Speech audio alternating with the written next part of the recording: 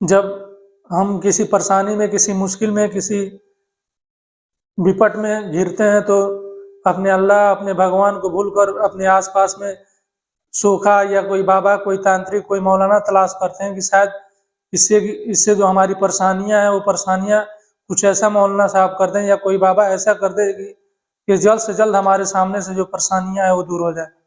आज की कहानी कुछ ऐसी ऐसी ही है जो मैं सुनाने जा रहा हूँ।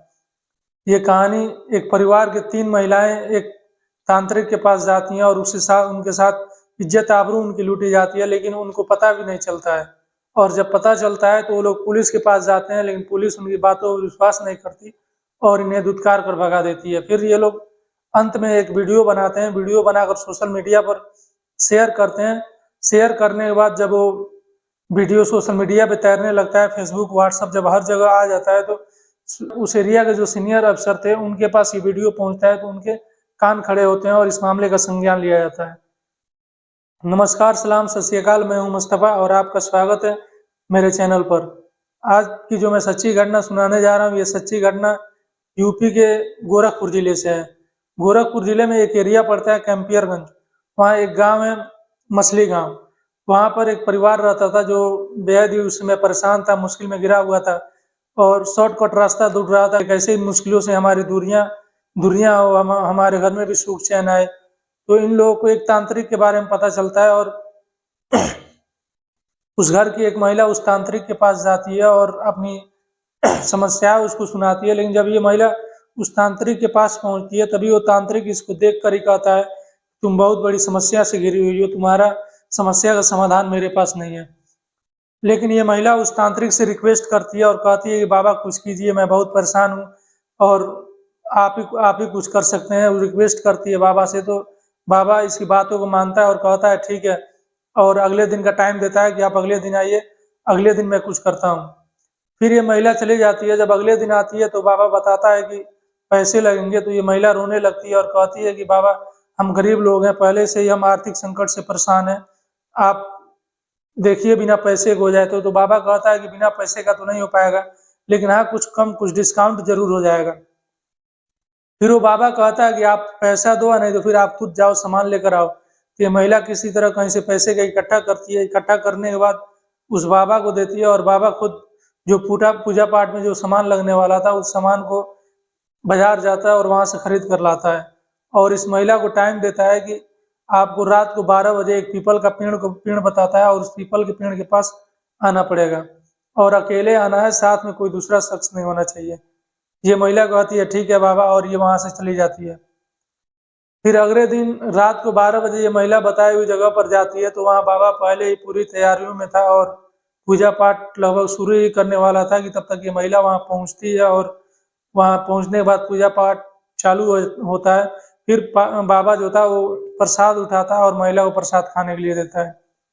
कहता है बाबा कि इस प्रसाद को खा लो, सारी विकट समस्याएं दूर हो जाएंगी। फिर वो महिला प्रसाद खाती है। प्रसाद खाने के बाद फिर वो बेहोश होने लगती है। जब बेहोश हो जाती है तो महिला बेहोश हो जाती है तो जो बाबा था, जो तांत्रिक था, वो महिला के साथ रेप करता है। रेप करने के बाद फिर जब महिला को होश आता है तो बाबा महिला को अपने विश्वास में लेता है और कहता है कि अब तुम्हें लग रहा होगा कि तुम्हारे साथ कुछ गलत काम हुआ है, तुम्हारे साथ रेप हुआ है, असल में वो दवाओं का असर है तुम्हारे ऊपर और तुम्हारा विकट और समस्या बहुत जल्द खत्म होने वाला है।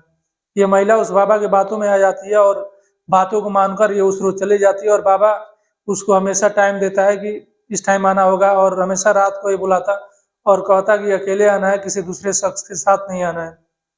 फिर इसके घर में एक और महिला थी जो इसकी जेठानी थी, वो भी परेशान थी। वो भी इससे कहती है कि मुझे भी बाबा से मिलाओ, मैं भी बहुत परेशान हूँ। तो देवरानी अब अपने जेठानी को लेकर आती है बाबा के पास, उससे मिलवाती है बाबा से। बाबा उसे भी बताता है कि रात को 12 बजे आना होगा और अकेले आना है, किसी के साथ नहीं आना है। उसी को जगह वही बताता है पीपल के पेड़ के पास और ये भी महिला उसके पास जाती है, लगातार जाती रहती है और इसके साथ भी रेप होता रहता है। फिर इसके घर में एक और महिला थी, वो भी परेशान थी। वो भी कहती है कि मुझे भी ले चलो बाबा के पास, मुझे भी मिलाओ, मेरी भी परेशानियां दूर हो।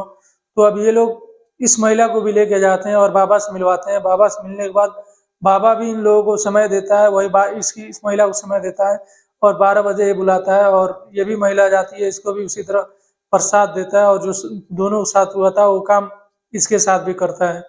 लेकिन इस महिला को पता चल जाता है कि बाबा कुछ गलत कर रहा है और बेहोश करके कर रहा है, और फिर ये महिला अपने घर आती है। घर आने के बाद उन दोनों महिलाओं से बात करती है, तो उन दोनों महिलाओं को भी लगता है कि हाँ, बाबा कुछ गलत कर रहा है। तो फिर अब ये लोग अपने घर के गार्जियन जो सीनियर थे, जो बुजुर्ग लोग थे, जो गार्जियन थे, उनसे बातें करते हैं और बताते हैं कि वो बाबा हम लोगों के साथ रेप कर रहा है और कुछ ठीक नहीं लग रहा है उसकी हरकतें। फिर घर के जो गार्जियन थे वो पुलिस के पास जाते हैं और पुलिस के पास जाके कंप्लेन दर्ज कराने की कोशिश करते हैं उस बाबा के खिलाफ। लेकिन पुलिस इस कंप्लेन को लिख नहीं रही थी और मना कर देती है कि तुम लोग बाबा को बदनाम कर रहे हो, और पुलिस वहां से इन लोगों को दुत्कार कर भगा देती है और कंप्लेन दर्ज नहीं करती है। फिर ये बार बार पुलिस स्टेशन जाते हैं और पुलिस स्टेशन से इनको भगाया जाता है, लेकिन इनका कंप्लेन दर्ज नहीं किया जाता है। फिर इनके घर में ही कोई शख्स एक वीडियो रिकॉर्ड करता है और रिकॉर्ड करने के बाद वो सोशल मीडिया पर शेयर करता है, व्हाट्सएप, फेसबुक, हर जगह शेयर करता है। अब ये सोशल मीडिया पे तैरने लगता है, तो फिर ये सीनियर अफसरों के पास जाता है।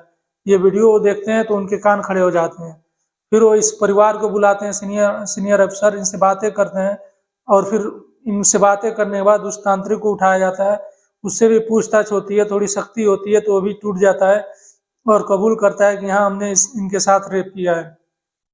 फिर पुलिस उस एरिया में ऐलान करवाती है कि अगर कोई ऐसी महिला हो जो इस बाबा से मिली हो और बाबा उसके साथ कुछ ऐसा हरकत किया हो, तो वो सामने आए, अपना कंप्लेन दर्ज कराए, ताकि इस बाबा के खिलाफ हम कड़ी से कड़ी सजा दिलाने की कोशिश करें।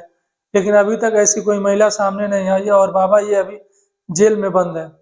तो ये थी एक ऐसे तांत्रिक की कहानी जो जिस पर लोग विश्वास करते हैं, जिस पे लोग भरोसा करते हैं, और वही तांत्रिक इनके साथ गलत व्यवहार करता है, लेकिन उन लोगों को एहसास भी नहीं होता कि उनके साथ गलत होता है। हमें बेशक अपने रब, अपने अल्लाह, अपने भगवान जिसको हम मानते हैं उस पर विश्वास रखना चाहिए।